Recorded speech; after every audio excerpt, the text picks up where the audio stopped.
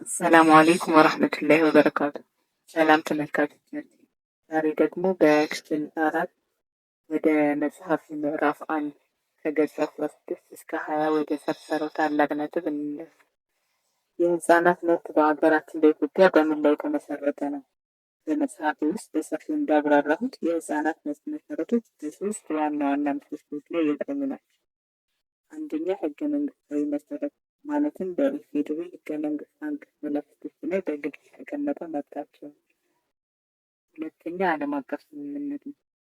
ሀገራችን የተቀበለቻቸው የዩኤንሲአርሲ እና የኤንሲአርደብሊውሲ ስምምነቶች ነው።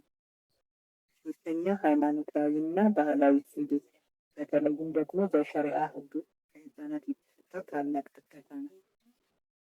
ይህንን ድንቅ መጽሐፍ በ500 ብር ብቻ በፒዲኤፍ ለማግኘት ከስር ባሉት የባንክ አካውንቶች በሲቢ፣ አቢሲኒያ፣ ገንዘብ፣ ሂጅራ ወይም ቴሌብር በመክፈል ደረሰኙን በቴሌግራም አድራሻ አትኩሮትና በድረገጽ ላይ ይላክልን።